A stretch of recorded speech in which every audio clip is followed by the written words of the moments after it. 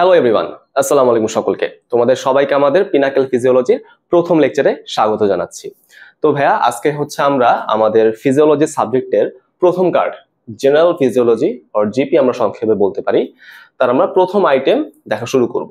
এই আইটেমে যে টপিকগুলো আছে সেটা আমরা দুইটা লেকচারের মাধ্যমে কমপ্লিট করার চেষ্টা করব। আজকে হচ্ছে আমাদের প্রথম লেকচার। তো আজকে লেকচার আমাদের কি কি টপিক পড়তে হবে দেখার চেষ্টা করি। প্রথমে হচ্ছে ইন্ট্রোডাকশন টু ফিজিওলজি, ফিজিওলজি সম্পর্কে আমাদের একটু জানতে হবে। তারপর হোমিওস্ট্যাসিস, এটা একদম নতুন টপিক, আমাদের একটু জানতে হবে নতুন করে। তারপর নেগেটিভ ফিডব্যাক মেকানিজম, অথবা এটাকে আমরা সংক্ষেপে বলতে পারি NFM। এই টপিকগুলো আজকে আমরা দেখার চেষ্টা করব ইনশাআল্লাহ। তো চলেন আমরা স্টার্ট করতে পারি। প্রথমে আমরা কি দেখব, ইন্ট্রোডাকশন টু ফিজিওলজি, অর্থাৎ এই যে আমি যে একটা সাবজেক্ট, একটা নতুন করে একটা বিষয় পড়তে যাচ্ছি আমাদের মেডিকেল লাইফে, এই সাবজেক্ট আমাদেরকে কি কি নলেজ দিবে, এই সাবজেক্টটা পড়া শেষে আমরা কি কি জানতে পারবো, সেটাই হচ্ছে আমাদের এই টপিকটার গোল, এই টপিকটার মেইন ইন্টেনশন। তো আমাদের গাইটন স্যারের বইয়ের মধ্যে প্রথমে কি দেওয়া আছে, ফিজিওলজি একটা ডেফিনেশন দেওয়া আছে। একটু খেয়াল করে দেখি ফিজিওলজি, এটা এই শব্দটা কিভাবে আসছে। ফিজিও শব্দটা আসছে আমাদের একটা ল্যাটিন শব্দ থেকে, যার নাম হচ্ছে ফিসিস, যেটা মানে কি বলেন তো, নেচার। ওকে, নেচার। ফিজিক্স, সেটাও কিন্তু এই ফিজিক্স শব্দ থেকে আসছে। তার মানে প্রকৃতি সম্পর্কে বা নেচার সম্পর্কে যে আমাদের স্টাডিটা করতে হয় সেটাই হচ্ছে ফিজিওলজি। এখন ফিজিওলজি ডেফিনেশনটা কি, আমাদের প্রকৃতির মধ্যে কি কি থাকে, বিভিন্ন জীবন্ত বস্তু থাকে, রাইট, বিভিন্ন লিভিং অর্গানিজম থাকে। মেনলি ফিজিওলজিতে আমরা এই লিভিং অর্গানিজমের সবকিছু পড়ে থাকি। এই লিভিং অর্গানিজমের অরিজিনটা কিরকম হয়, ডেভেলপমেন্টটা কিরকম হয়, সে পুরো লাইফ জুড়ে কিভাবে বেঁচে থাকে, হ্যাঁ, প্রোগ্রেশন অফ লাইফটা কিরকম হয়, এই সমস্ত কিছুর আমরা মেনলি বিভিন্ন মেকানিজম সম্পর্কে জেনে থাকি। ওকে, তো দেখি আমরা ডেফিনেশনটা কিরকম আছে। Physiology is science that explains the physical and chemical mechanisms, হ্যাঁ, বিভিন্ন ক্রিয়া কৌশল বা মেকানিজম সম্পর্কে আমাদের নলেজ দিবে। কাদের, for responsible for the origin, development and progression of life of living organism আমাদের বলা সম্ভব। এবং দেখো এখানে কিন্তু আমি আরেকটা কথা তোমাদের সাইডে লিখে দিচ্ছি, সেটা কি, it is also known as the goal of physiology. মানে ফিজিওলজির মেইন টার্গেটটা কি, মেইন টার্গেট হচ্ছে আমাদের এই বিষয় সম্পর্কে জানানো, তাই না। ডেফিনেশন বললে আমরা যে কথা বলবো, গোল অফ ফিজিওলজি বললে আমরা একই কথা বলবো। ওকে, আচ্ছা চলো আমরা সামনের দিকে যাই। এরপর দেখি আমাদের কি আছে, ব্রাঞ্চেস অফ ফিজিওলজি, অর্থাৎ ফিজিওলজির মধ্যে কি কি শ্রেণী বিভাগ আছে, কি কি শাখা আছে। সো এটা ডিপেন্ড করবে আমি কোন লিভিং অর্গানিজম নিয়ে পড়াশোনা করতেছি তার উপর। ওকে, যেমন ধরো আমি যদি ভাইরাস নিয়ে পড়াশোনা করি তাহলে ভাইরাসের ফিজিওলজিটা হচ্ছে ভাইরাল ফিজিওলজি। ব্যাকটেরিয়া নিয়ে পড়াশোনা করলে ব্যাকটেরিয়াল ফিজিওলজি। সেল যদি আমি নিয়ে পড়াশোনা করি তাহলে সেলুলার ফিজিওলজি। প্ল্যান্ট নিয়ে পড়াশোনা করলে প্ল্যান্ট ফিজিওলজি, রাইট। বাট আমাদের জন্য সবচেয়ে বেশি গুরুত্বপূর্ণ কি, হিউম্যান ফিজিওলজি। এইটা আমাদের জন্য জানা সবচেয়ে বেশি ইম্পর্টেন্ট। কেন? কারণ আমরা তো হচ্ছে মেডিকেল সায়েন্স পড়তেছি, তাই না, আমরা তো হচ্ছে ফিজিওলজির উপর তো পিএইচডি করতেছি না, তাই না বিষয়টা। সো আমাদের মেডিকেল সায়েন্সে শুধুমাত্র হিউম্যান ফিজিওলজিটাই অনেক বেশি রেলেভেন্ট, এই জন্য আমরা হিউম্যান ফিজিওলজির উপরেই অনেক বেশি জোর দিয়ে থাকি। সো এটা এত বেশি গুরুত্বপূর্ণ যে আমাদের গাইডেন্স স্যারের বইয়ের মধ্যে হিউম্যান ফিজিওলজির আবার আলাদা করে একটা ডেফিনেশন আছে। সো টিচাররা কিন্তু এই ডেফিনেশন গুলো হচ্ছে ভাইবাতে অনেক বেশি শুনতে চান, তুমি ফিজিওলজি ডেফিনেশন কোনটা বলতেছো এবং হিউম্যান ফিজিওলজি ডেফিনেশন তুমি কোনটা বলতেছো। দুইটা ডেফিনেশন আলাদা, একটু আলাদা, বাট তোমাকে কেয়ারফুল থাকতে হবে অবশ্যই ভাইবার জন্য। সো হিউম্যান ফিজিওলজি বলতে আসলে কি বোঝায়, আমি যদি একটু কমন সেন্সটা খাটাই তাহলে আমি বুঝতে পারতেছি। হিউম্যানদের যে ফিজিওলজি, তাই না, একটা মানুষের যে ফিজিওলজি সেটাই হিউম্যান ফিজিওলজি। তার মানে হিউম্যান ফিজিওলজিতে আমরা কিছু স্পেসিফিক মেকানিজম দেখবো, যেটা হচ্ছে হিউম্যানদের রিলেটেড, তাই না। হিউম্যান রিলেটেড স্পেসিফিক মেকানিজমই হচ্ছে হিউম্যান ফিজিওলজি। দেখি ডেফিনেশনে কি বলছে, which attempts to explain the specific characteristics, মানে specific mechanisms of human body, মানুষদের সম্পর্কে কিছু নির্দিষ্ট মেকানিজম, নির্দিষ্ট কিছু বৈশিষ্ট্য আমাদের জানাবে, that makes it a living being, মানুষকে জীবন্ত রাখার জন্য যেসব মেকানিজম গুলো দায়ী সেগুলো হচ্ছে আমরা হিউম্যান ফিজিওলজিতে পড়ে থাকি। আচ্ছা, তাহলে আমাদের মোটামুটি ডেফিনেশন গুলো হয়ে গেল। আসলে ডেফিনেশন গুলো মুখস্থ রাখাটাই বুদ্ধিমানের কাজ, যদিও হ্যাঁ কিছু কিছু ডেফিনেশন আছে যেগুলো পয়েন্ট টু পয়েন্ট মুখস্থ রাখতে হয়, বাকিগুলো আমরা একটু ইম্প্রোভাইজ করতে পারি, আমাদের আন্ডারস্ট্যান্ডিং উপর ভিত্তি করে আমরা কিন্তু বানায় লিখতে পারি। আচ্ছা, সমস্যা নাই, তবে চেষ্টা করব যেই ডেফিনেশন গুলো আমাদের গাইডনে আছে সেগুলো হুবহু যাতে লেখা সম্ভব হয়। আচ্ছা চলো আমরা সামনের দিকে যাই। এরপর আমরা দেখবো হচ্ছে ইম্পর্টেন্স অফ ফিজিওলজি, তাই না। ফিজিওলজি পড়ে আমাদের কি লাভ, এটা আমরা দেখার চেষ্টা করি। তো প্রথম এবং প্রধান কথা হচ্ছে এই যে আমরা যে মেডিকেল প্র্যাকটিসটা করব, তাই না, এই মেডিকেল প্র্যাকটিসে কিন্তু আমাদের বিভিন্ন রকম সাবজেক্ট সম্পর্কে জানতে হয়। আমাদের প্যাথোলজি পড়তে হবে, তাই না, একটা জীবাণু কিভাবে রোগ তৈরি করে এইসব, মাইক্রোবায়োলজি পড়তে হবে, একটা জীবাণুর টাইপস গুলো কি রকম হইতে পারে, তাই না, জীবাণুটা কিভাবে কাজ করে এগুলো আমাদের পড়তে হবে, ফার্মাকোলজি পড়তে হবে, তাই তো, রোগের আমাদের বিভিন্ন ওষুধ তৈরি করা লাগতে পারে, মেডিসিন আমাদের পড়তে হবে, এই ওষুধগুলো আমি কাকে কখন কিভাবে দিব, এসব। তার মানে প্রত্যেকটা ডিভিশন, হ্যাঁ, আমাদের মেডিকেল সায়েন্সের প্রত্যেকটা ডিভিশনের জন্য কিন্তু মেকানিজমস জানা অনেক বেশি ইম্পর্টেন্ট। মেকানিজমস নিয়ে কোথায় আলোচনা করা হয়? ফিজিওলজিতে। দেখেন প্রথম যে পয়েন্টটা আমি লিখে রাখছি, understand other branches just like pathology, microbiology, pharmacology, এগুলো বুঝতে গেলে আমাদের কিন্তু ফিজিওলজির নলেজটা থাকা দরকার। টু ডায়াগনোস এ ডিজিজ, কোনো রোগ নির্ণয় করার ক্ষেত্রে কিন্তু ফিজিওলজি দরকার, তাই না? আমাদের রোগটা কি ব্যাকটেরিয়া দিয়ে হচ্ছে নাকি ফাঙ্গাস দিয়ে হচ্ছে আমাদের জানতে হবে। কিভাবে জানতে পারি? আমাদের ফিজিওলজির নলেজটাকে অ্যাপ্লাই করে কিন্তু ফাইন্ড আউট করা সম্ভব। To produce drugs against disease, হ্যাঁ, ড্রাগস মানে কিন্তু ওষুধ, ওকে, অর্থাৎ রোগের এগেনস্টে ওষুধ তৈরি করার কাজেও কিন্তু আমাদের ফিজিওলজির নলেজটা লাগতে পারে, ওকে। আচ্ছা, কিরকম বিষয়টা আমি যদি একটু এক্সপ্লেন করে বলি, ধরেন আমি যদি একটা জীবাণু সম্পর্কে জানি, জীবাণু কিভাবে কাজ করতেছে, তাহলে সেটার এগেনস্টে কিন্তু আমাদের অন্য একটা পদার্থ তৈরি করা সম্ভব, তাই না, এরকম বিষয়টা। যাই হোক, কত কিছু আমাদের লাগবে না, পয়েন্টগুলো জানলেই হবে। রেশনাল প্র্যাকটিস অফ মেডিসিন, তাই না? তো আমি যদি এখন আমাদের মেডিকেল সায়েন্সের সবগুলা সাবজেক্ট সম্পর্কে জেনে থাকি, ভালো একটা নলেজ থাকে, তাহলে নিশ্চয়ই আমরা মেডিসিন খুব সুন্দর করে প্র্যাকটিস করতে পারবো, তাই না, বিষয়টা এরকম।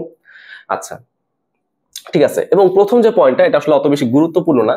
এখানে আমরা যে ফিজিওলজি এবং হিউম্যান ফিজিওলজির ডেফিনেশন গুলো পড়ছিলাম, সেই ডেফিনেশন কি ফ্যাক্টরস গুলো উল্লেখ করে দিলেই চলবে, তাই না? ওই যে আমরা দেখছিলাম স্পেসিফিক মেকানিজমের কথা, তারপরে যে origin, development, progression of life, এই কথাগুলো লিখে দিলেই হবে, তাই না? মোটামুটি ডেফিনেশনটা লিখে দিলেই হয়। সো এটা হচ্ছে রিটেনে ভালো করে লেখার জন্য আসলে একটা ইম্পর্টেন্ট পয়েন্ট আর কি। তো এই গেল হচ্ছে আমাদের ইম্পর্টেন্স। চলো আমরা সামনের দিকে যাই। এবার আমাদের চলে আসলো হচ্ছে নতুন টপিক, সেটা হচ্ছে বডি ফ্লুইড কম্পার্টমেন্টস। এখন এই টপিকটা বলতে আসলে কি বোঝায়, আমরা একটু ওয়ার্ড গুলোকে খুব ভালো করে মাথায় রাখবো, দেখার চেষ্টা করি। বডি ফ্লুইড অর্থাৎ আমাদের বডির ভিতরে যে তরল পদার্থ থাকে, সেই তরল পদার্থ বিভিন্ন প্রকোষ্ঠ বা চেম্বার বা কম্পার্টমেন্টের মধ্যে বিন্যস্ত থাকে, ওকে। বিষয়টাকে বুঝতে পারছি? এখন প্রকোষ্ঠগুলো কিরকম সেটা কিন্তু আমরা ব্যাখ্যা করার সময় বলে দিব। আচ্ছা, আসি আমরা প্রথমে টোটাল বডি ফ্লুইড, অর্থাৎ আমাদের বডির ভিতরে যত পরিমাণ ফ্লুইড আছে সবগুলার একত্রিত পরিমাণটা হচ্ছে টোটাল বডি ফ্লুইড বা টিবিএফ আমরা বলতে পারি। সেটা কত দেখো 60% অফ বডি ওয়েট, অর্থাৎ কারো বডি ওয়েট যদি 100 কেজি হয়, তার মধ্যে টিবিএফ কত থাকবে? 60 কেজি, তাই না? এবং ডাইটনে এটা ইনফরমেশনটা একটু চেঞ্জ হয়ে আসছে, কত? 50 to 70%, ওকে, 50 to 70%। এটা দেখে নিতে পারো তোমাদের বইয়ে কোন ইনফরমেশনটা আছে, বাট কমনলি আমরা 60% থেকে কনসিডার করি। এটা আমরা বায়োকেমিস্ট্রিতেও খুব ভালো করে পড়বো। আচ্ছা, তারপর আসো, এই টোটাল বডি ফ্লুইডকে আমরা দুইটা ভাগে ভাগ করতে পারি, সেলের ভিতরের ফ্লুইড, সেলের বাহিরের ফ্লুইড, ওকে। মনে রাখবো, বাহির বলতে আমরা এক্সট্রা বুঝি, আর ভেতর বলতে আমরা ইন্ট্রা বুঝি, আর দুইটার মধ্যবর্তী বলতে আমরা ইন্টার বুঝি, তাই না? আমরা হয়তো ইন্টারমিডিয়েটে এরকম কিছু কনসেপ্ট পড়ছিলাম, ভেতরে থাকলে ইন্ট্রা, বাইরে থাকলে ইন্টার। এখন আমরা কি করলাম, আরেকটু এক্সট্রা ইনফরমেশন পড়লাম, ভেতরে থাকলে ইন্ট্রা, বাইরে থাকলে এক্সট্রা, দুটার মধ্যবর্তী হলে ইন্টার। মনে থাকবে না? আচ্ছা, এখানে কি বলা হয়েছে দেখো, extra cellular fluid. Extra cellular fluid অর্থাৎ সেলুলার বলতে সেল রিলেটেড বোঝাচ্ছে। সেলের বাহিরে যে ফ্লুইডটা থাকে সেটা হচ্ছে এক্সট্রা সেলুলার ফ্লুইড বা ইসিএফ, ওকে। এটা কতটুকু থাকে? 1/3 অফ দা টিবিএফ, হ্যাঁ, অর্থাৎ 3/1 এখানে যে পরিমাণটা থাকবে তার 3/1 হবে ইসিএফ। নিশ্চয়ই বুঝতে পারতেছি, সেলের বাইরে যদি 1/3 হয়, সেলের ভেতরে কত হবে? 2/3 হবে, রাইট? তো সেলের ভেতরে যে ফ্লুইডটা থাকে তার নামটা কি? Intracellular fluid. এখন আর আমাদের এটা এক্সপ্লেনেশন করা লাগবে না, আমরা বুঝতেই পারতেছি। আচ্ছা, এবার এখান থেকে কিন্তু মাঝে মাঝে এমসিকিউ দিয়ে দেয়, এটা বায়োকেমিস্ট্রি টপিক এর জন্য বেশি ইম্পর্টেন্ট। খেয়াল করে দেখো, আমি বললাম কারো বডি ওয়েট হচ্ছে লেটস সে 100 কেজি, তাহলে তার বডিতে কত পরিমাণ ফ্লুইড থাকবে? টিবিএফ থাকবে 60 কেজি। এবার বলো, এই 60 কেজির মধ্যে আমাদের ইসিএফ কত আর আইসিএফ কত? 1/3 হচ্ছে ইসিএফ, সো 60 into 1/3 মানে 20 কেজি। 20 কেজি হচ্ছে তার ইসিএফ, তাহলে বাকিটুকু হচ্ছে আমাদের আইসিএফ 40 কেজি, তাই না? রাইট? এরকম কিন্তু অঙ্ক দেয়। তো তো সবসময় বডি ওয়েট তো 100 কেজি দেয় না, মাঝে মাঝে 70 কেজি দিয়ে দেয়, 60 কেজি দিয়ে দেয়। সেই ক্ষেত্রে কিন্তু আমরা খুব সহজেই ক্যালকুলেটর দিয়ে হিসাব করতে পারবো। হ্যাঁ, সো মেডিকেলে কিন্তু ক্যালকুলেটর অ্যালাউ করে। যদি আমাদের পরীক্ষার নির্দেশনায় ক্যালকুলেটরটা দেওয়া হয় না, মানে ক্যালকুলেটরের কথা বলা নাই, বাট টিচাররা অ্যালাউ করে। সো ক্যালকুলেটর নিয়ে যাবা, কোনো সমস্যা নেই। আচ্ছা, আমি বুঝতে পারলাম এখানে কোনটা দিয়ে কি বুঝাইলো। আচ্ছা, তাহলে মোটামুটি এই তিনটা যদি আমি পড়ে ফেলি তাহলে কিন্তু আমাদের ফিজিওলজির জন্য যথেষ্ট হয়ে যায়। ফিজিওলজির জন্য আর কিছু জানা লাগে না বডি ফ্লুইড থেকে। তবে এখানে আমি আরো দুটা পয়েন্ট অ্যাড করে রাখছি সহজে বোঝার জন্য, সামনে আমাদের দরকার হবে। ইন্টারস্টিশিয়াল ফ্লুইড, স্টিশিয়াম মানে হচ্ছে টিস্যু, তাহলে ইন্টারস্টিশিয়াম মানে কি? দুইটা টিস্যুর মধ্যবর্তী। আমরা বলছিলাম না ইন্টার মানে কি হবে? দুইটা স্ট্রাকচারের মধ্যবর্তী কিছু একটা বোঝাবে। তাহলে দুইটা টিস্যুর মধ্যবর্তী ফ্লুইড হচ্ছে ইন্টারস্টিশিয়াল ফ্লুইড বা আইএসএফ আমরা বলতে পারি। ওকে, আচ্ছা দেখো ডেফিনেশনে কি বলছে, fluid present outside the vascular system, মানে ব্লাড ভেসেলসের বাইরে আমাদের যে ফ্লুইডটা থাকবে সেটাই হচ্ছে আইএসএফ। ঠিক আছে, এবং এখন তোমাদের মনে একটা প্রশ্ন জাগতে পারে, তাহলে এই আইএসএফটা আসলে কার অংশ? আমি তো এখানেই হচ্ছে টোটাল অংশটা পড়ে ফেলছিলাম, যে কি বলছিলাম, টোটাল বডি ফ্লুইডে দুইটা পার্ট থাকে, ইসিএফ এবং আইসিএফ। তাহলে এইটা কই যাবে? আসলে দেখো এই যে আইএসএফ আর এখানে আমি ট্রান্সসেলুলার ফ্লুইড যেটাই বলি না কেন, এই দুইটাই হচ্ছে ইসিএফ এর পার্ট। তার মানে ইসিএফ যা বলছিলাম 1/3, এই এক্সাম্পলের জন্য 20 কেজি, সেই 20 কেজির মধ্যে আমাদের এই ইন্টারস্টিশিয়াল ফ্লুইড থাকবে এবং ট্রান্সসেলুলার ফ্লুইড থাকবে। ওকে, আচ্ছা সমস্যা নেই। তো আশা করি ভাই আমরা এটা বুঝতে পারলাম। এবার আসা হচ্ছে লাস্ট টপিক, সেটা হচ্ছে আমাদের ট্রান্সসেলুলার ফ্লুইড বা টিসিএফ আমরা বলতে পারি। আচ্ছা, এটা ডেফিনেশনে কি বলতে পারি? The fluid that can not communicate with other compartments. হ্যাঁ, খেয়াল করে দেখো, আইসিএফ এবং ইসিএফ কিন্তু একে অপরের সাথে কমিউনিকেট করতে পারে থ্রু দা সেল মেমব্রেন, করা সম্ভব। কিন্তু আইএসএফ আর আইসিএফ এরাও কিন্তু কমিউনিকেট করতে পারে, বাট ট্রান্সসেলুলার ফ্লুইড কিন্তু এদের কারোর সাথে কমিউনিকেট করতে পারে না। একটুকু আমরা একটু মাথায় রাখি, একটু জানলেই হয়। এটা আমাদের পরীক্ষার জন্য অত বেশি গুরুত্বপূর্ণ না।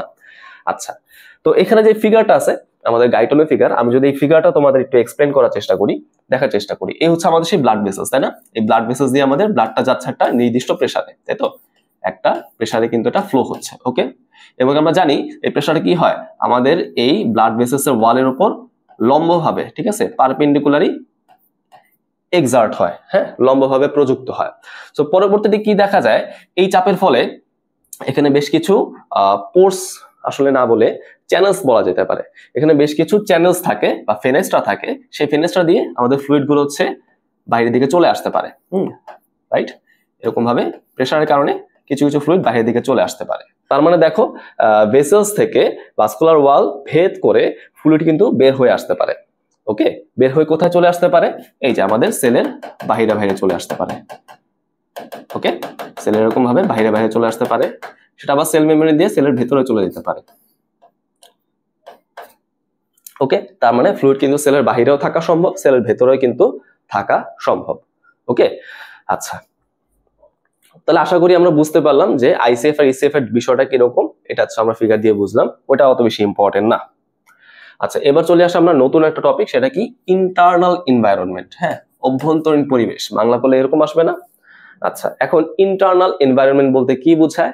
মেইনলি আমরা যে এক্সট্রা সেলুলার ফ্লুইড পড়ছিলাম ইসিএফ, সেই ইসিএফ কে আমরা ইন্টারনাল এনভায়রনমেন্ট বলতে পারি। এখন বিষয়টা কেমন হলো, তাই না? ইন্টারনাল বলে তো আমরা ভেতর ভেতর বুঝি, তাই না? ইন্টারনাল মানে কি? অভ্যন্তরীণ, ভেতরে আছে। তাহলে ইন্ট্রাসেলুলার ফ্লুইড বা আইসিএফ বলে বেশি লজিক্যাল হইতো না? ওই ফ্লুইডটা তো সেলের ভেতরে আছে, তাহলে তো মিলে যেত। আসলে বিষয়টা এরকম না। কেন? কারণ আমি যদি সামনে একটা টপিক পড়বো হোমিওস্ট্যাসিস, সেই হোমিওস্ট্যাসিস থেকে আমি খুব ক্লিয়ার হইতে পারবো। হ্যাঁ, আমাদের বডিতে যত রকমের ইমব্যালেন্স হয়, আয়নিক ইমব্যালেন্স, যদি বডিতে সোডিয়ামের পরিমাণ বেড়ে যায় অথবা কমে যায়, হ্যাঁ, ধরেন ক্লোরাইড আয়নের পরিমাণ যদি বেড়ে যায় অথবা কমে যায়, হ্যাঁ, তারপর বলতে পারো যে বডি টেম্পারেচার বৃদ্ধি বা হ্রাস, এই সমস্ত ঘটনা কিন্তু ইসিএফ হয়। আইসিএফ কিন্তু অত বেশি এখানে দায়ী না, আইসিএফ এ অত বেশি চেঞ্জ হয় না, সবচেয়ে বেশি চেঞ্জ কোথায় হয়? ইসিএফ এ হয়, তাই না? তার মানে আমাদের ইসিএফটাকে মেনটেন করাই বেশি জরুরি, ইসিএফটাকে কন্ট্রোল করাই বেশি জরুরি। এই জন্য আমরা ইসিএফটাকে কি বলে থাকি?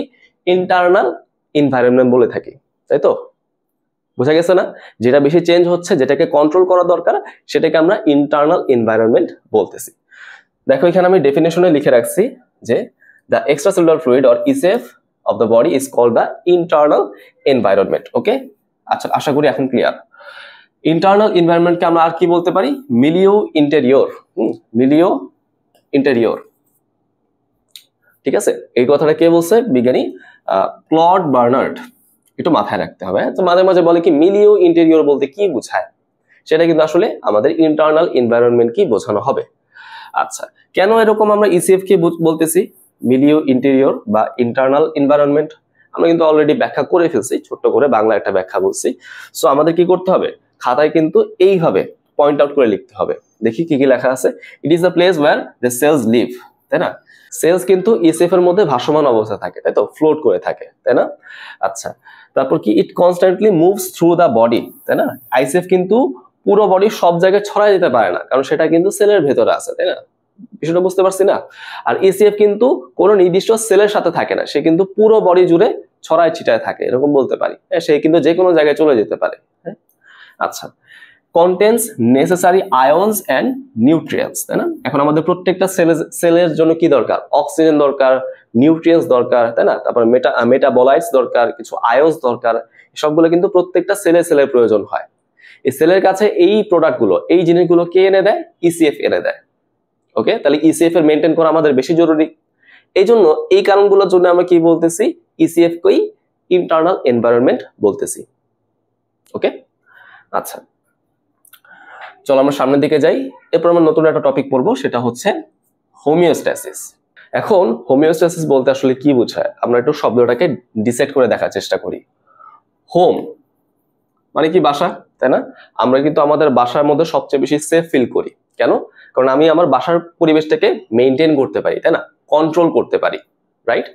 আচ্ছা, আর স্ট্যাসিস মানে কি? স্থির অবস্থা, মানে একটা কনস্ট্যান্ট অবস্থা চিন্তা করতে পারি। স্থির অবস্থা না বলে একটা কনস্ট্যান্ট অবস্থা বললে আসলে বেটার হয়। হ্যাঁ, তার মানে আমাদের বাসায় যেরকম একটা কনস্ট্যান্ট অবস্থা আমরা মেইনটেইন করতে পারি, আমাদের বডিটাকে আমাদের সেভাবে একটা কনস্ট্যান্ট অবস্থায় মেইনটেইন করতে হবে। ওকে, সো ডেফিনেশনটা কিরকম? It is defined as the maintenance of a nearly constant condition of the internal environment. Okay, মানে ইসিএফ কে আমি কন্ট্রোল করব। কিরকম ভাবে কন্ট্রোল করব? কন্ট্রোল করে কোথায় নিয়ে আসবো? একটা কনস্ট্যান্ট কন্ডিশনে নিয়ে আসবো। ঠিক আছে, আমাদের বডি সব জায়গায় হচ্ছে একটা নির্দিষ্ট অবস্থায় থাকতে চায়, বডির টেম্পারেচারটা নির্দিষ্ট মানে থাকতে চায়, হ্যাঁ, নির্দিষ্ট ভ্যালুতে থাকতে চায়। বডির ব্লাড প্রেশার নির্দিষ্ট ভ্যালুতে থাকতে চায়, বডি পিএইচ নির্দিষ্ট ভ্যালুতে থাকতে চায়। সে যেই ভ্যালুতে থাকতে চায় সেই ভ্যালুটা মেনটেন করাই হচ্ছে হোমিওস্ট্যাসিস। ওকে, আচ্ছা, এই ডেফিনেশন আমরা বললাম। এবার কিছু এক্সাম্পল আমরা দেখার চেষ্টা করি। হ্যাঁ, আমাদের প্রত্যেকটা অর্গান, প্রত্যেকটা সিস্টেমে কিন্তু হোমিওস্ট্যাসিস মেনটেন করা জরুরি, সেটা আমরা এখানে এক্সাম্পলের মাধ্যমে দেখার চেষ্টা করব। প্রথমে আসে হচ্ছে লাংস। লাংসের কাজ কি? প্রোভাইডস অক্সিজেন টু ইসিএফ, তাই না? সো আমরা কি বলছিলাম? প্রত্যেকটা সেলের সার্ভাইভ করার জন্য কিন্তু অক্সিজেন প্রয়োজন। এখন এই অক্সিজেনটা কোথা থেকে আসবে? লাংস থেকে আসবে। এখন লাংস থেকে সেলে অক্সিজেনটা কে ক্যারি করে নিয়ে যাবে? ইসিএফ ক্যারি করে নিয়ে যাবে। ওকে, যদি কখনো এরকম হয়ে যায় আমাদের ইসিএফ এর মধ্যে অক্সিজেনের পরিমাণটা কমে গেছে, তাহলে আমাদের বডি কি করবে? ভেন্টিলেশনের পরিমাণটা বাড়ায় দিয়ে বেশি বেশি অক্সিজেনকে ইনটেক করতে চাইবে। হ্যাঁ, বেশি বেশি অক্সিজেনকে ভেতরে আনতে চাইবে, যাতে অক্সিজেনের পরিমাণটা কনস্ট্যান্ট থাকে। আচ্ছা, এরকম বিষয়টা চিন্তা করতে পারো। এবার হচ্ছে কিডনি। কিডনির কাজটাকে দেখো, মেইনটেইন কনস্ট্যান্ট আয়নিক কনসেন্ট্রেশন। ওকে, অর্থাৎ আমাদের আয়নের ঘনমাত্রার একটা নির্দিষ্ট পরিমাণ নিয়ন্ত্রণ করা, একটা কনস্ট্যান্ট পরিমাণ নিয়ন্ত্রণ করা। যেমন সোডিয়াম আয়নের কথা আমরা বলতে পারি। এই সোডিয়াম আয়ন নরমালি 135 থেকে 145 এই ইউনিটের মানটা থাকে। হ্যাঁ, এই ইউনিট পর্যন্ত, মিলিমোল পার লিটার, এই ইউনিট পর্যন্ত মানটা আসলে মেনটেন করা জরুরি। ওকে, যদি কখনো 135 মিলিমোল পার লিটার থেকে মানটা কমে যায়, সেটাকে আমরা বলি হচ্ছে হাইপোন্যাট্রিমিয়া। এটা কিন্তু একটা ডিজিজ অবস্থা। তখন আমাদের বডি কি করে? সোডিয়াম ইনটেকটাকে বাড়ানোর চেষ্টা করে। হ্যাঁ, বডির মধ্যে সোডিয়ামটাকে ধরে রাখার চেষ্টা করে। আর যখন আমাদের এই সোডিয়াম পরিমাণটা 145 মিলিমোল পার লিটার থেকে বেড়ে যায়, সেটাকে আমরা বলি হাইপারন্যাট্রিমিয়া। তখন আমাদের বডি কি চেষ্টা করবে? এই এক্সট্রা পরিমাণ সোডিয়ামকে এক্সট্রিক্ট করার জন্য, হ্যাঁ, এক্সট্রা পরিমাণ সোডিয়ামকে বডি থেকে বের করে দেওয়ার জন্য, তাই না? আচ্ছা, তারপর কি? গ্যাস্ট্রোইন্টেস্টিনাল সিস্টেম অথবা জিআই সিস্টেম প্রোভাইডস নিউট্রিয়েন্টস, তাই তো? আমাদের সেলের সার্ভাইভ করার জন্য কি দরকার বলতো? এনার্জি দরকার। সেই এনার্জি কোত্থেকে পাবে সে? অ্যারোবিক রেসপিরেশনের মাধ্যমে খাদ্যবস্তু বা নিউট্রিয়েন্টস থেকে বের করে আনতে পারে, তাই না? এরকম আমরা বলতে পারি। আচ্ছা, তারপর কি? Body buffer. এটা কি করে? অ্যাসিড বেস ব্যালেন্সটা কন্ট্রোল করে, হ্যাঁ, মেইনটেইন করে, রাইট? যদি বডিতে কখনো অ্যাসিডের পরিমাণটা বেড়ে যায়, তাহলে তো পিএইচ এর মান 7.35 থেকে কমে যাওয়ার পসিবল, তাই না? কমে যাওয়ার একটা সম্ভাবনা থাকে। সো আমাদের বডি কি করে তখন হচ্ছে এই অ্যাসিডকে হয় নিউট্রালাইজ করার চেষ্টা করে বেস দিয়ে, অথবা এক্সট্রিট করে দেওয়ার চেষ্টা করে। Same for the base. Okay, লাস্টে কি দেখো, আচ্ছা লাংস আমরা পড়ে ফেলছি, লাংস লাগবে না, লাংস আমরা পড়েই ফেলছি। তাহলে মানে এখানে আমি যা যা কন্ডিশনে দেখতেছি না কেন, যে সিস্টেমে হোক না কেন, আমাদের টার্গেট একটাই, কনস্ট্যান্ট কন্ডিশনকে মেনটেন করা। বেড়ে গেলে কমাবো, কমে গেলে বাড়াবো, এরকম বিষয়টা। আচ্ছা, এবার আসো নতুন টপিক, সেটা কি? অটোমেটিসিটি অফ দ্য বডি। আমাদের বডি হচ্ছে একটা অটোমেটিক মেশিনের মতো কাজ করে, তাই না? এই মেশিনটা কিভাবে ফাংশন করে? আমি আগে যেরকম ছিলাম সেরকম রাখা, আমি আগে যেরকম থাকছিলাম সেরকম অবস্থাটা মেনটেন করা, এইটাই হচ্ছে আমাদের এই বডির কাজ। ওকে, এই বডি হচ্ছে যেই প্রক্রিয়ায় এই কাজটা মেনটেন করে সেটাই হচ্ছে অটোমেটিসিটি। ওকে, তাহলে অটোমেটিসিটিকে আমরা কি বলতে পারি? It is a process to maintain homeostasis. বলা সম্ভব না? বলাই সম্ভব। দেখি তো এখানে কি বলা হয়েছে। আচ্ছা, এখানে কিন্তু কোনো পার্টিকুলার ডেফিনেশন নাই, কিছু এক্সপ্লেনেশন পয়েন্টের মতো করে আছে, তাই না? আমাদের গাইডলাইনে যেভাবে লেখা আছে। এখানে প্রথমে কি বলা হয়েছে, আমাদের যে বডিটা, এই বডিটা হচ্ছে আমাদের সেলস এর কিছু সোশ্যাল অর্ডার, তাই না? আমাদের বিভিন্ন অর্গান, বিভিন্ন জায়গার সেলস একত্রিত হয়ে টিস্যু তৈরি করতেছে, টিস্যুগুলো অর্গান তৈরি করে, অর্গানগুলো সিস্টেম তৈরি করে, রাইট? এরকম বিষয়টা। আমাদের বডিতে সেলস গুলা কিন্তু সবাই আলাদা আলাদা ভাবে কাজ করে না। যেসব সেলস একরকম ভাবে কাজ করে তারা একসাথে মিলে একটা পার্টিকুলার টিস্যু তৈরি করতেছে। ওকে, যেমন নার্ভাস টিস্যু। নার্ভাস টিস্যু কি মাসকুলার টিস্যুর মতো কাজ করে? না।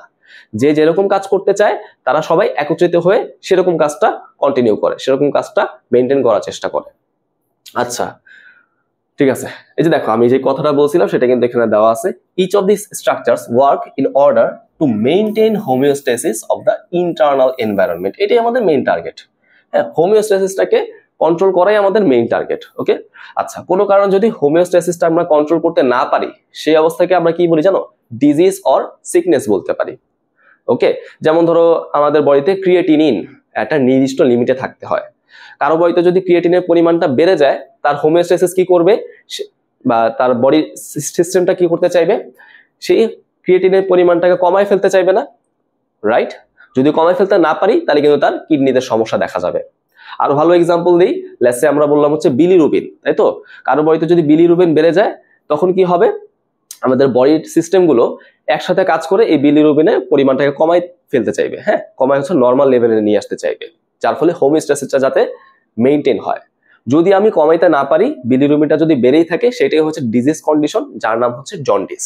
ওকে, তার মানে আমি যদি হোমিওস্ট্যাসিস মেইনটেইন করতে পারি আমি সুস্থ থাকবো, মেইনটেইন করতে না পারলে আমি অসুস্থ হয়ে যাব, রাইট? এই কথাটা এখানে মেইনলি বলা হয়েছে। ওকে, আচ্ছা, তারপর এখানে কি বলছে, যদি এই সিস্টেমগুলো তাদের অ্যাবিলিটিটাকে লস করে, হ্যাঁ, অ্যাবিলিটি যদি চলে যায়, তাহলে সেটা কি হবে? That can lead up to sickness, অর্থাৎ সেই মানুষটাকে অসুস্থ করে ফেলতে পারে। ইন এক্সট্রিম কন্ডিশন ডেথও কিন্তু হইতে পারে, তাই না? তো ডেথ মানে কি? আমাদের বিভিন্ন সিস্টেমের ফেইলিওর টু মেইনটেইন হোমিওস্ট্যাসিস, এটাই কিন্তু ডেথ। আচ্ছা, তো ভাই আমরা বুঝতে পারলাম আসলে এই টপিকটা দিয়ে কি বোঝানো হইলো। আচ্ছা, চলো আমরা সামনের দিকে যাই। এবার হচ্ছে ফিডব্যাক। হ্যাঁ, তো ফিডব্যাক মানে কি? আমি যদি একদম পাতি কথায় বলি, একদম বাংলা কথায় বলি, ফিডব্যাক মানে হচ্ছে জবাব, তাই না? আমি একটা কিছু করলাম, তুমি তার জবাবে, তার রেসপন্সে তুমি একটা কিছু করলা, রাইট? এরকম বিষয়টা। যেমন আমি জিজ্ঞেস করলাম, তোমাদের এখানে যারা ছেলে আছো, ছেলেদের মধ্যে মেহেদি হাসান কে? হাত তোলো। তোমরা হয়তো এখানে 2জন বা 3জন হাত তুললা। ওকে, তাহলে আমি একটা কিছু করলাম, তার রেসপন্সে তুমি একটা কিছু করলা, তোমার কাজটা হচ্ছে ফিডব্যাক। আমার কাজ কিন্তু ফিডব্যাক না, তোমার কাজটা ফিডব্যাক। ওকে, বুঝতে পারছো কথাটা? তাহলে দেখো ডেফিনেশনটা এরকমই বলা আছে, যদি আমাদের আউটপুট সিগন্যালের কিছু পার্ট, হ্যাঁ, some proportion of the output signal যদি pass back to the input হয়, তাই না? এখানে যে আমি যে এক্সাম্পলটা দিলাম, এক্সাম্পলের মধ্যে আমি হচ্ছে ইনপুট, তুমি হচ্ছে আউটপুট, তাই না? ইনপুট থেকে আউটপুটে ইনফরমেশন গেল, কে কে আসো হাত তোলো। আউটপুট থেকে যখন ইনপুটে ইনফরমেশন আসবে, তোমরা যদি হাত তুলে ফেলো, সেটাই হচ্ছে ফিডব্যাক। ওকে, রাইট? আচ্ছা, সেকেন্ড পয়েন্টটা খেয়াল করে দেখি, ইট ইজ ডান ইন্টেনশনালি। এটা কিন্তু ইচ্ছাকৃতভাবে করা হয়। কেন করা হয়? To control the behaviour pattern of the system. হ্যাঁ, এখন এই বিষয়টা বলতে আবার কি বোঝায়? সিস্টেমের বিহেভিয়ারাল বা বিহেভিয়ার প্যাটার্ন বলতে আবার কি বোঝায়? মেনলি দেখো, আমাদের বইতে যত রকমের সিস্টেম আছে, হ্যাঁ, সবাই কি করতে চায়? সবার টার্গেট একটাই, হোমিওস্ট্যাসিস মেনটেন করা, তাই না? তার মানে যখন আমি এরকম আমি দেখতেছি আমাদের বডিতে কোনো ইনপুট আসলো, হ্যাঁ, কোনো আয়নের কনসেন্ট্রেশন বেড়ে গেল, রাইট, কোনো প্যাথোজেন অ্যাটাক করলো, রাইট, এগুলোতে ইনপুট, তাহলে সেই ইনপুটের এগেনস্টে বা ইনপুট দেখে সে আমাদের বডিগুলো একটা কাজ করার চেষ্টা করবে, রাইট, আমাদের বডিগুলো একটা রেসপন্স দিবে। এই রেসপন্স গুলো হচ্ছে বিহেভিয়ার প্যাটার্ন। ওকে, তার মানে এটা আমি বলতে পারি কি সিস্টেমের হোমিওস্ট্যাসিস মেইনটেইন করা একটা ধর্ম। ওকে, কঠিন কিছু না, নতুন কিছু না। ওকে, আচ্ছা, এবার আসি আমাদের ফিডব্যাকের কি কি টাইপস আছে এগুলোর মধ্যে একটু দেখার চেষ্টা করি। সো আসলে আমাদের সিস্টেমগুলো কিভাবে রেসপন্স করবে, ইনপুটের এগেনস্টে কিভাবে সে ফিডব্যাক প্রদান করবে, তার উপর ভিত্তি করে আমরা এই ফিডব্যাক মেকানিজমকে দুই ভাগে ভাগ করতে পারি। একটা হচ্ছে পজিটিভ ফিডব্যাক মেকানিজম, যেটাকে আমরা পিএফএম বলতে পারি। ওকে, পিএফএম। আরেকটা হচ্ছে নেগেটিভ ফিডব্যাক মেকানিজম বা এনএফএম। এখন তাহলে বিষয়গুলো কিরকম আমি যদি একদম সিম্পলি তোমাদের এক্সপ্লেন করার চেষ্টা করি। হ্যাঁ, আমাদের বডিতে যেই কাজটা হচ্ছে, হ্যাঁ, ইনপুটটা যেরকম, হ্যাঁ, সেই কাজটা যদি কন্টিনিউ হইতে থাকে, সেই কাজটা যদি আরো বেশি বেশি হইতে থাকে, সেটাই হচ্ছে পিএফএম। আর আমাদের বডিতে যেই কাজটা হচ্ছে, কোনো কম্পোনেন্ট যদি বেড়ে যায়, সেটাকে কমানোর কাজটা হচ্ছে নেগেটিভ ফিডব্যাক মেকানিজম। ওকে, বাড়লে বাড়বে, কমলে কমবে, এটা হচ্ছে পিএফএম। বাড়লে কমবে, কমলে বাড়বে, উল্টা উল্টা, এটা হচ্ছে এনএফএম। ওকে, দেখো পিএফএম এ কি বলা হয়েছে, increase the events that caused it. হ্যাঁ, ধরো আমি একটা এক্সাম্পল দেই, হ্যাঁ, একটা এক্সাম্পল দেই। ধরো কারো হচ্ছে কি হচ্ছে, রক্তপাত হচ্ছে, তাই তো, ব্লিডিং হচ্ছে, তাহলে আমাদের কি করা দরকার, ব্লাড ক্লট করা দরকার, তাই না? এই ব্লাড ক্লটিং এর মেকানিজমটা হচ্ছে পিএফএম এর মাধ্যমে হয়। আবার ধরে আমরা যদি বলি ব্লাড প্রেশারের কথা, কারো যদি ব্লাড প্রেশার বেড়ে যায় তাহলে তার হাইপারটেনশন হয়ে যেতে পারে। তাহলে মেনটেন করার জন্য কি করতে হবে, ওই বৃদ্ধি পাওয়া ব্লাড প্রেশারটাকে কমায় নর্মাল করে ফেলতে হবে, তাই না? তাহলে বাড়লে কমাচ্ছি আমি, তাহলে এটা হচ্ছে আমাদের এনএফএম। একটা করে এক্সাম্পল দিলাম, হ্যাঁ, পুরো বিস্তারিত বলি নাই, কারণ বিস্তারিত আলোচনা কিন্তু সামনে আসবে। ওকে, তো চলো আমরা সামনে দেখি নেগেটিভ ফিডব্যাক মেকানিজম, তাই তো, যেটা আমরা কিন্তু অলরেডি দেখছি যে আমাদের বডিতে কোনো ফ্যাক্টর যদি এক্সেসিভ অথবা ডেফিসিয়েন্ট হয়ে যায়, কোনো ফ্যাক্টর যদি অনেক বেশি বেড়ে যায় অথবা অনেক বেশি কমে যায়, তাহলে কি হবে, আমাদের বডিতে একটা সিরিজ অফ চেঞ্জেস আসবে। হ্যাঁ, আমাদের সিস্টেমগুলো কিছু পরিবর্তন তৈরি করবে, যে পরিবর্তন কি করবে, এই এক্সেসিভনেস আর ডেফিসিয়েন্ট নেচারটাকে হ্রাস করে ফেলবে, বা বিলোপ করে ফেলবে, নষ্ট করে ফেলবে। এক্সেসিভ হয়ে গেলে কমায় ফেলবে, ডেফিসিয়েন্ট হয়ে গেলে বাড়ায় ফেলবে। ওকে, এইটাই হচ্ছে আমাদের নেগেটিভ ফিডব্যাক মেকানিজম। আমি ডেফিনিশনটা পড়ে দিই। ইফ সাম ফ্যাক্টরস, সেটা যে কোনো ফ্যাক্টর হইতে পারে, ব্লাড প্রেশার হইতে পারে, বা লেটস সে আয়ন কনসেন্ট্রেশন হইতে পারে, অক্সিজেন স্যাচুরেশন হইতে পারে, বিভিন্ন ফ্যাক্টর হইতে পারে, বিকাম এক্সেসিভ অনেক বেশি, অর ডেফিশিয়েন্ট অনেক কম, তাহলে কি হবে, আমাদের বডিতে এ সিরিজ অফ চেঞ্জেস আসবে that return the factor to a certain mean value. হ্যাঁ, একটা নির্দিষ্ট ভ্যালুর দিকে নিয়ে যাবে। কোন নির্দিষ্ট ভ্যালু হবে, এটা আমাদের বডি আগে থেকে ডিসাইড করে রাখে, তাই তো। আমি একটা এক্সাম্পল দিব একটু পরে, বা এখান থেকে আমি এক্সাম্পল দেওয়ার চেষ্টা করব। তার মানে আমাদের বডি হচ্ছে আগে থেকে কিছু নির্দিষ্ট মিন ভ্যালু ডিসাইড করে রাখে। আমাদের এই ফিডব্যাক মেকানিজমের কাজ হচ্ছে সেই, বা নেগেটিভ ফিডব্যাক মেকানিজমের কাজ হচ্ছে সেই মিন ভ্যালুর দিকে নিয়ে যাওয়া। ওকে, বেশিটাকেও সে সহ্য করবে না, কমটাকেও সে সহ্য করবে না, দাস মেইনটেইনিং হোমিওস্ট্যাসিস। তাহলে কেন এই চেঞ্জেস গুলো হচ্ছে, হোমিওস্ট্যাসিসকে মেইনটেইন করার জন্য। ওকে, এক্সাম্পলস গুলো দেখি। এই এক্সাম্পলস গুলো আমাদের এমসিকিউজ এর জন্য অনেক বেশি ইম্পর্টেন্ট, এবং এসবিএ সিঙ্গেল বেস্ট অ্যান্সার এগুলোর জন্য অনেক বেশি ইম্পর্টেন্ট। ওকে, আচ্ছা, দেখার চেষ্টা করি। Regulation of blood pressure. আমরা একটু পরে হচ্ছে ব্লাড প্রেশার একটা বিস্তারিত জিনিস দেখবো, বিস্তারিত ব্যাখ্যা দেখবো, যতটুকু আর কি রেলিভেন্ট আমাদের জন্য সেটা আমরা দেখার চেষ্টা করবো, সমস্যা নেই। আচ্ছা, সো ব্লাড প্রেশার যদি কমে যায়, কমে গেলে বাড়াবে, তাই না, আর বেড়ে গেলে কমাবে। Okay, regulation of plasma oxygen and carbon dioxide concentration, এটা আমরা মোটামুটি পড়ছিলাম যখন আমরা হচ্ছে লাংসের এক্সাম্পলটা দেখছিলাম, তাই না। আচ্ছা, regulation of acid base balance, এটা আমরা মোটামুটি পড়ছি। রেগুলেশন অফ ওয়াটার ব্যালেন্স, তাই না, রাইট। যেমন এই যে কয়েকদিন আগে রোজার মাসটা গেল, রোজার মাসে আমরা কি করি, সেই সময় অনেক বেশি পানি খাই, যার ফলে কি হয়, ফজরের নামাজের ঠিক পরপর আমাদের অনেক বেশি ইউরিনেশনের বেগ পায়, রাইট। কেন, কারণ আমি হচ্ছে আমাদের বডি যে ওয়াটারের হোমিওস্ট্যাসিসটা আছে, যেই পরিমাণ পানি আমাদের বডি রাখতে চায় তার থেকে বেশি আমি পানি নিয়ে ফেলছি। তাহলে আমাদের বডি এখন কি করবে, এই অতিরিক্ত পানিকে সে এখন কমায় ফেলতে চাইবে, কিসের মাধ্যমে, ইউরিনেশনের মাধ্যমে। ওকে, আবার লেটস সে আমরা ধর হচ্ছে যখন একটানা অনেকদিন রোজা রেখে ফেলি, তখন কি হয়, দেখা যায় কি আসরের পর পর, হ্যাঁ, ইফতার করার আগে আমরা যখন ইউরিনেশন করি, তখন সেই ইউরিনটা অনেক বেশি হলদে কালারের হয়। কেন? কারণ আমাদের বডিতে অনেক সময়ের জন্য পানি আসে নাই, তাহলে ওয়াটারের কনসেন্ট্রেশন কমে গেল বা ওয়াটারের ভলিউমটা আমাদের বডিতে কমে গেল। এখন আমাদের হোমিওস্ট্যাসিসটা কি করবে, বা আমাদের এই এনএফএমটা কি কাজ করতে চাইবে, এই কমে যাওয়া পরিমাণটাকে সে বাড়ায় ফেলতে চাইবে, যার ফলে সে কি করে, এই ইউরিন থেকে ওয়াটারকে রিঅ্যাবজর্ব করে ফেলে, যার ফলে ইউরিনের কনসেন্ট্রেশনটা বেড়ে যায়। এই জন্য ইউরিনটা একটু স্ট্র কালারের হয়ে যায়, একটু হলুদ বর্ণের হয়ে যায়। ওকে, এটা একটা এক্সাম্পল বললাম।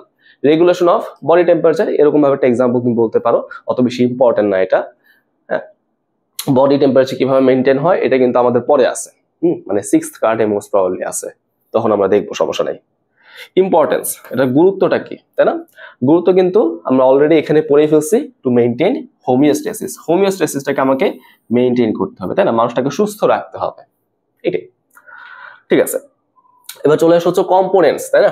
নেগেটিভ ফিডব্যাক মেকানিজম আসলে কোন কোন পার্টস দিয়ে কাজ করে, কিরকম কিরকম ভাবে সে কাজ করে, এগুলো কোনো অফিসিয়াল জিনিস না। তোমাদের বইয়ে যদি তুমি খুঁজতে যাও এই পয়েন্টগুলো, তেমন ভাবে তুমি খুঁজে পাবা না।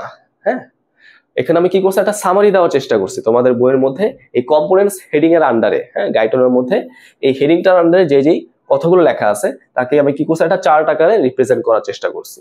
কি কি দেখো, প্রথমে হচ্ছে set point value. Set point value মানে কি, এমন একটা ভ্যালু যা আমাদের বডি আগে থেকে নির্ধারণ করে রাখে, যা আমাদের বডি আগে থেকে বলে রাখে এইটা স্বাভাবিক, এই মানটা নর্মাল, এর থেকে বেশি হলে তুমি কমাবা, কম হলে তুমি বাড়াবা, এই। ওকে, তার মানে সেট পয়েন্ট ভ্যালুগুলো হচ্ছে বিভিন্ন নর্মাল রেঞ্জ, রাইট, বিভিন্ন নর্মাল ভ্যালুগুলো।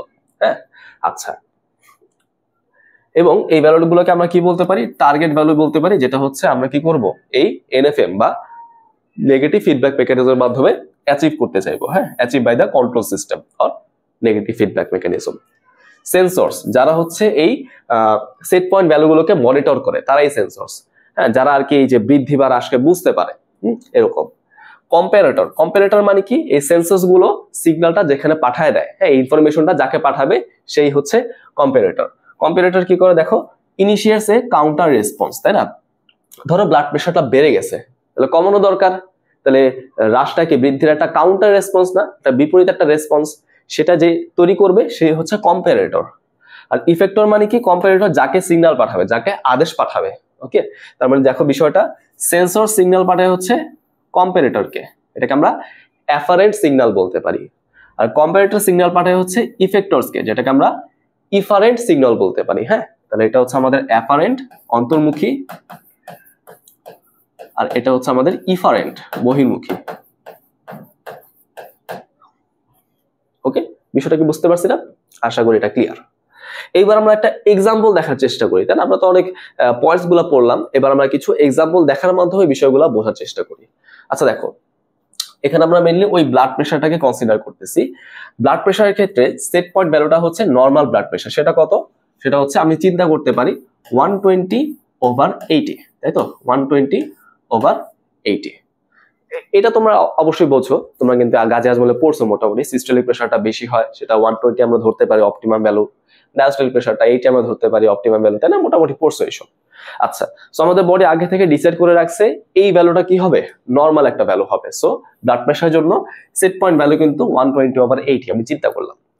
সো এখানে সেন্সর হিসেবে কে কাজ করে, ব্যারো রিসেপ্টর, অর্থাৎ ব্যারো রিসেপ্টর গুলো হচ্ছে এই ভ্যালুটাকে মনিটর করে, হ্যাঁ, বেড়ে গেলে বা কমে গেলে সে বুঝতে পারে। তো এই সিগন্যাল সে কোথায় পাঠাবে, মেডুলা অফ দা ব্রেন, হ্যাঁ, মেডুলা অবলঙ্গাটা, তাই না, আমাদের হাইন্ড ব্রেনের একটা অংশ, সেখানে সে সিগন্যালটা পাঠাবে, এবং মেডুলা হচ্ছে সিগন্যালটাকে প্রসেস করার পর সে কি করবে, সে হচ্ছে হার্টের মধ্যে একটা ইফারেন্স সিগন্যাল পাঠাবে, একটা আদেশ পাঠাবে। ওকে, কিসের মাধ্যমে বলতো, সিম্প্যাথেটিক অ্যাক্টিভিটির মাধ্যমে আর কি, তুমি বলতে পারো আর কি। সিম্প্যাথেটিক কি, প্যারাসিম্প্যাথেটিক কি, এগুলো কিন্তু আমরা অটোনমাস নার্ভাস সিস্টেমে পড়াশোনা করার চেষ্টা করব। আপাতত জাস্ট একটুকুই মনে রাখি, সিম্প্যাথেটিক অ্যাক্টিভিটি বেড়ে গেলে আমাদের হার্ট রেট বেড়ে যায়, হ্যাঁ, আমাদের যে কি বলে হার্টের এই সংকোচনটা, তাই না, কন্ট্রাকশনটা বেড়ে যায়, যার ফলে ব্লাড প্রেশারটাও বেড়ে যায়। তো কোনো কারণে যদি আমাদের ব্লাড প্রেশারটা বেড়ে যায়, তাহলে কমানো দরকার, সেক্ষেত্রে আমরা কি করব, সিম্প্যাথেটিক অ্যাক্টিভিটিটাকে ডিক্রিজ করে দিব। ঠিক আছে, এরকম বিষয়টা। ওকে, তার মানে এখানে আমি যে কন্ডিশনটা নিচ্ছি সেটা আমি কি বোঝাচ্ছি বলতো, রেইজড ব্লাড প্রেশার বোঝাচ্ছি, হ্যাঁ, ব্লাড প্রেশারের মানটা বৃদ্ধি বোঝাচ্ছি। ওকে, আশা করি আমরা বুঝতে পারলাম। এবার সবরা এই ডায়াগ্রামটা একটু বোঝার চেষ্টা করি। আমাদের গাইটন স্যারের বইয়ের মধ্যে যেটা আছে। প্রথম কথা, যদি আমি সেন্সর থেকে আসি, সেন্সর হিসেবে কে কাজ করবে? ব্যারোরিসেপ্টর কাজ করে। তো ব্যারোরিসেপ্টর গুলো কি বুঝতে পারে বলতো? আমাদের ব্লাড প্রেশারের পরিবর্তনটা বুঝতে পারে, রাইট? আচ্ছা, কিভাবে বুঝতে পারে সেটা কিন্তু এখন আমরা পড়ি নাই, সেটা কিন্তু আমরা সিবিএস এ পড়বো, ঠিক আছে? আচ্ছা, যাই হোক, সে বুঝতে পারে। তো এই সিগন্যালটা সে কি করে? সে হচ্ছে সুন্দর মতো মিডুলার মধ্যে পাঠায়, তাই তো? সে কম্পারেটরের মধ্যে পাঠায়। এই কম্পিউটারের মধ্যে আগে থেকে কি আছে? আমাদের সেই সেট পয়েন্ট ভ্যালুটা ডিসাইড করা আছে, বুঝতে পারছো তো? আচ্ছা, সো মেডুলা সে পাঠালো, খুব ভালো কথা। এখন মেডুলা কি করে? এই সিগন্যালটাকে প্রসেস করে, প্রসেস করার মাধ্যমে সে হচ্ছে একটা রেসপন্স তৈরি করে, একটা কাউন্টার রেসপন্স তৈরি করে, তাই না? এই রেসপন্সটা কি করবে? সিম্প্যাথেটিক নার্ভাস সিস্টেমকে অনেকটা বলতে পারো সাপ্রেস করে, হ্যাঁ, ডিক্রিজ করে দেয়। যে সিগন্যালটা আমাদের বা যে ইফেক্টটা সরাসরি আমাদের কোথায় চলে আসে বলতো? ব্লাড ভেসেলস এবং হার্টে চলে আসে, ওকে? যা আলটিমেটলি কি করবে? রেইজড আর্টেরিয়াল প্রেসারটাকে লোয়ার করে দেয়। তাহলে আবার বুঝতে পারলাম না ছবিটা কি বোঝানো হচ্ছে? আশা করি এটা আমাদের ক্লিয়ার, ঠিক আছে। এবার চলে আসো আজকের দিনে আমাদের লাস্ট টপিক, সেটা হচ্ছে গেইন। ওকে, গেইন। গেইন মানে কি? অর্জন, তাই তো? লাভ। এই যে আমি যে আমাদের বডিতে এরকম ভাবে একটা সিরিজ অফ চেঞ্জেস আনলাম, হ্যাঁ, হোমিওস্ট্যাসিসকে মেইনটেইন করার জন্য, আমাদের এই নেগেটিভ ফিডব্যাক মেকানিজম। এখন এই নেগেটিভ ফিডব্যাক মেকানিজম কি আসলেই কার্যকর? আসলে এই সমস্যাটাকে সমাধান করার জন্য সে কি ইফেক্টিভ? সেটা আমরা যে ইকুয়েশনের মাধ্যমে ক্যালকুলেশন করতে পারি, সেটাই হচ্ছে গেইন। সো দেখবা আমাদের বইয়ের মধ্যে যে ডেফিনিশনটা লেখা আছে সেটা কি? Degree of effectiveness of the control systems. Okay, control system গুলো আসলে কি ইফেক্টিভ কিনা সেটা আমি যা দ্বারা বুঝতে পারি। দেখো এখানে লেখা আছে degree of effectiveness of A control system, সেটাই হচ্ছে আমাদের গেইন। এখন গেইনের ইকুয়েশনটা কিরকম খেয়াল করে দেখো। Gain is equal to correction by error. Okay, এরকম। এখন তোমার মনে প্রশ্ন জাগতেই পারে, ভাই কারেকশন কি আর এরর কি? প্রশ্ন জাগতে পারে না? সেটা আমরা এখন একটা এক্সাম্পলের মাধ্যমে ক্লিয়ার করার চেষ্টা করব। তো দেখো ভাই, আমরা এখানে একটা এক্সাম্পল নেওয়ার চেষ্টা করছি। এই এক্সাম্পলের কন্ডিশনটা আমরা বুঝি, তাহলে কিন্তু আমরা গেইনের ক্যালকুলেশনটা বুঝতে পারবো। কি বলা হয়েছে? একজন পেশেন্ট যে হচ্ছে 175 মিলিমিটার মার্কারি প্রেশার নিয়ে হসপিটাল আসছে বা তোমার কাছে আসছে, তোমার চেম্বারে আসছে, যেখানে তুমি বুঝতে পারতেছো এই রোগীর নর্মাল ব্লাড প্রেশারটা কত হবে? 120/80, বা তুমি আরো অ্যাভারেজ করলা, কত আসবে সেটা? 100। হ্যাঁ, প্রশ্নের মধ্যে এই মানটা দেওয়া আছে। তোমাকে তো বলে নাই এই মানটা কি সিস্টোলিক নাকি ডায়াস্টোলিক, বলছে কি? তাহলে তুমি কি করবা? সিস্টোল ডায়াস্টোলটা অ্যাভারেজ নাও, সেটা কত? 100। তার মানে সে বলতেছে তার, বা তুমি মেপে পাইলা, অথবা সে বলতেছে তার ব্লাড প্রেশার হচ্ছে 175, বাট তুমি জানো মানে মানটা কত আসা উচিত? 100 আসা উচিত। তাহলে 75-এর সমস্যা 75 বেড়ে গেছে। তাহলে আমাদের এনএফএম এর কাজটা কি? এই 75 কমিয়ে ফেলা, তাই না? আমি দেখতে পেলাম কি আমাদের এনএফএমটা মানটা কমায় কত আনছে? 125 আনছে। তার আনার কথা ছিল 100-তে, বা সে আনছে হচ্ছে 125-এ। তাহলে কতটুকু ঘাটতি থাকলো বলো? 25-এর ঘাটতি থাকলো না, রাইট? এইটাই হচ্ছে আমাদের সেই এরর। ওকে, এটাই হচ্ছে আমাদের সেই এরর। যতটুকু আমি পারলাম না ততটুকু। দেখো এখানে আমি এররে কি বলছি? পজিটিভ বলছি, তাই তো? পজিটিভ 25। কেন? কারণ এখন আমাদের মানটা বৃদ্ধি হয়ে আছে। আমাদের 100 টানা দরকার, বাট আমি 125-এ এনে আটকাই গেছি, আমি আর নিচে নামাইতে পারতেছি না। তাহলে এখন সেই ব্লাড প্রেশারটা রেজড হয়ে আছে না? কতটুকু বলতো? 100 থেকে 125, তার মানে 25। তার মানে এখানে পজিটিভ দিয়ে কি বোঝায় জানো? পজিটিভ দিয়ে বোঝায় মানটা আরো কমানো সম্ভব, আমাদের এনএফএমটা সেই পর্যন্ত কাজ করতে পারে নাই। আচ্ছা, তাহলে আমি তো এরোটা বুঝলাম। তাহলে আমাদের কারেকশনটা কি আসে? মেনলি কারেকশনটা হচ্ছে আমি যতটুকু কমাইতে পারছি বা যতটুকু আমি কাজ করতে পারছি। দেখো আমি 125 নিতে পারছি, কত থেকে? 175 থেকে বিয়োগ করলে কত আসে? দেখো -50 আসে। হ্যাঁ, -50 মিলিমিটার মার্কারি, মানে কি আমি 50 কমাইতে পারছি। নেগেটিভ দিয়ে কি বোঝায়? কমাইতে পারছি। ওকে, তাহলে আমাদের গেইনের ইকুয়েশনটা কি আসবে বলো তো? Gain equal to correction by error. Correction হচ্ছে 50, -50, আর এররটা হচ্ছে +25। ভাগ করে দিলে কত পাবো? -2 পাবো, তাই না? -2 মানে কি আমাদের এনএফএমটা আরো কমাইতে পারবে। হ্যাঁ, তার আরো কমানো উচিত ছিল। ওকে, পজিটিভ আসলে আমি কি বুঝতাম? আরো বাড়ানো উচিত ছিল। নেগেটিভ আসা মানে আমি কি বুঝবো? আরো কমানো উচিত ছিল। ওকে, ইজ ইট ক্লিয়ার? আচ্ছা, তো আমি যদি বিষয়টা আরেকটু তোমাদের জন্য সহজ করে দেওয়ার চেষ্টা করি, তাহলে দেখো গেইন ইকুয়াল টু তুমি কি বলতে পারো? Correction by error. এটাকে আরো সিম্পলি বলা যেতে পারে, আমি এনএফএম এর মাধ্যমে যে মানে আনলাম মাইনাস যে মান থেকে আনলাম, ডিভাইডেড বাই যে মানে আনলাম মাইনাস যে মানে আমার নেওয়া উচিত ছিল, রাইট? এভাবে কিন্তু তুমি চাইলে হিসাব করতে পারো। আচ্ছা, তারপর দেখো সিমিলারলি আমাদের বডি টেম্পারেচারের জন্য আমাদের বডিতে যে এনএফএমটা কাজ করে তার আইডিয়াল মানটা নর্মালি কত হয়, -33 হয়। এটা তুমি দেখতে পারো, এমসিকিউর জন্য ইম্পর্টেন্ট। তাহলে আশা করি ভাই আমরা এই টপিকগুলো বুঝতে পারছি। এই টপিকগুলোর মাধ্যমে আমাদের আজকের লেকচারটা শেষ হলো। ওকে, ইনশাআল্লাহ আমরা সেকেন্ড লেকচারের মাধ্যমে এই আইটেমটা শেষ করব। সবাই ভালো থাকো, আসসালামু আলাইকুম।